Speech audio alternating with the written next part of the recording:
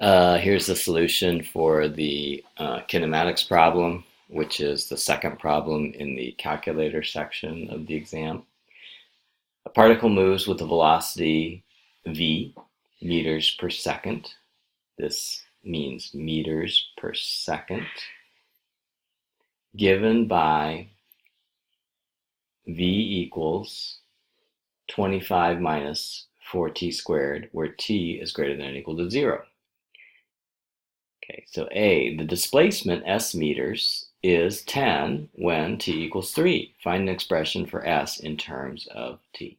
Okay, so they give us velocity, and they want us to find s, which is displacement. Remember that there is a derivative and integral relationship between the three kinematics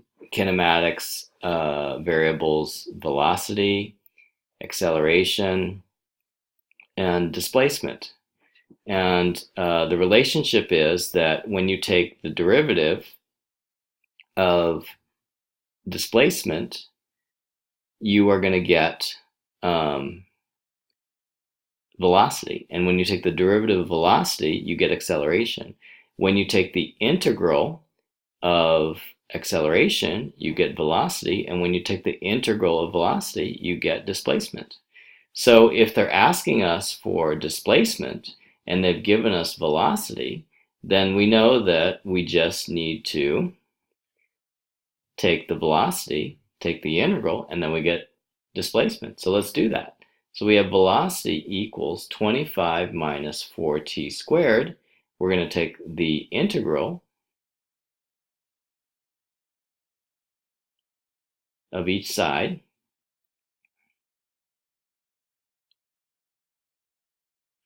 And the left side, the integral of v, is just displacement.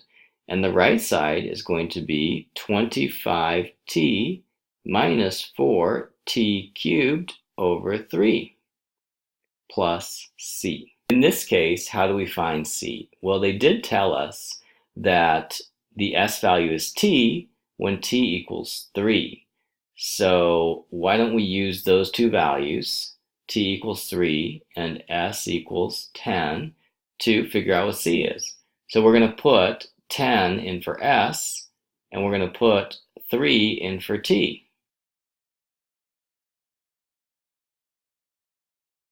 And that'll give us that 10 is equal to 75 minus 4/3 times 27, which it would be 4 times 9, which is 36, plus c.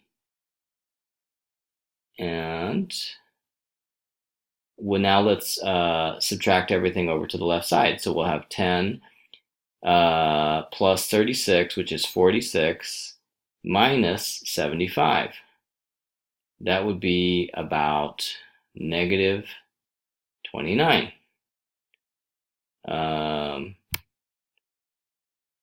Yes, negative 29. So negative 29 is the c value. So now I can write out the whole expression for s. S is equal to 25t minus 4/3 t cubed minus 29. Okay? So this particular expression not only is the integral of this expression, but when we put in t equals 3, it gives us a value of 10. Okay? All right, let's look at B. Find t when s reaches a maximum value. Okay, so there's a couple ways to do this. One is to use the calculator, and the other is to take the derivative, right? Because if s is at a maximum value, that means the derivative of s, which happens to be velocity, we already know what velocity is, the derivative is 0, so the velocity is 0. That is when s reaches its maximum value. So let's find out when the velocity is equal to 0. And I'm going to show you how to do it here, and I'm going to show you how to do it with the calculator. So if you were going to do it here, you would simply isolate t, right? So we're going to put negative 4t squared on the other side. So get 25 equals 4t squared. divide both sides by 4, we get 25 divided by 4 equals t squared. And then we're going to take the square root of the left side, and we'll get 25 fourths. No, I'm sorry. We're going to take the square root. So the square root would be, it would be 5 halves or negative 5 halves. Now, we know from the parameters given to us at the beginning of the problem that t is greater than or equal to 0, so we know that this is an illegal value. So t equals 5 halves would be the answer for when S has either a maximum or a minimum point. How would you find out if S actually has a maximum point at 5 halves and not a minimum point? Well, you could look at the second derivative. The second derivative would be negative 8t. And if we put t equals 5 halves into a equals negative 8t, we would get a negative number, meaning that it would be concave down, meaning that negative 5 halves would be a maximum. So we know it's a maximum. Okay, so our answer here would be t equals 5 halves. Let me show you how you can do it with the calculator pretty easily.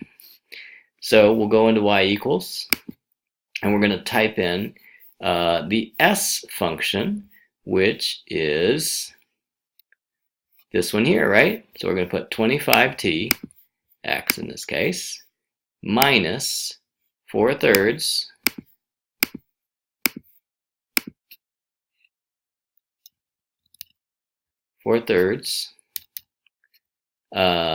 x cubed minus 29.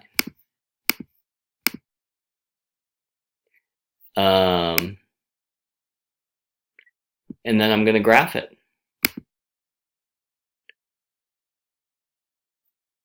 We can't really see much, so I'm going to do zoom fit.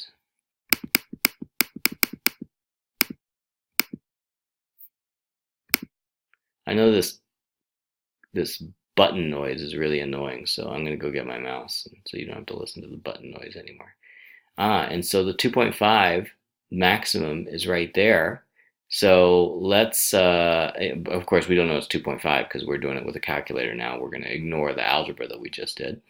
And now we're going to do second calc max to find the maximum point that seems to be right around here. Why aren't we looking on the left side? Because the left side is t is less than or equal to 0, and we already know that the domain is t is greater than or equal to 0. So we're looking for this maximum point right here. So I'm going to do second calc, graph. Second calc max, which is number 4. Left bound, I'm going to move the cursor over here so that's to the left of the maximum, hit enter. And then right bound, I'm going to move the cursor over to the right side of the maximum point, around there, right there, hit enter. The guess, it doesn't matter where it is because there's only one maximum point here. And it says it's 2.5 for the x value. Also, it gives me the y value. It happens to be 12.67. Okay, so yeah, 2.5, that is the answer, regardless of whether you do it by the calculator or whether you do it using the derivative of s. Okay, last one. The particle has a positive displacement for the interval between m and n. Find the value of m and the value of n. Okay, this is definitely a calculator problem. Okay, because it's pretty hard to find the roots of a cubic equation. Okay, what do I mean by that? Okay, we know that the s function is this one here, right? So let's bring this down here. Okay, we want to know when this function is positive, because they say when we have positive displacement, that's when this function is positive. And to know when it's positive, you have to know when it's 0. And to know when a cubic function is 0, it's quite a challenge. So let's put this function in. Oh, we already have the function in here. Isn't that great? and then we graph it. Okay, and now what we want to know is when is it positive. I can't really see what's going on here, so what I'm going to do is I'm going to adjust the window so that I can see maybe from like -5 to 10 or something in the y direction. So let's go to window, and for y min I'm going to put -5, and for y max maybe I'll put like 25 just to make sure I get everything.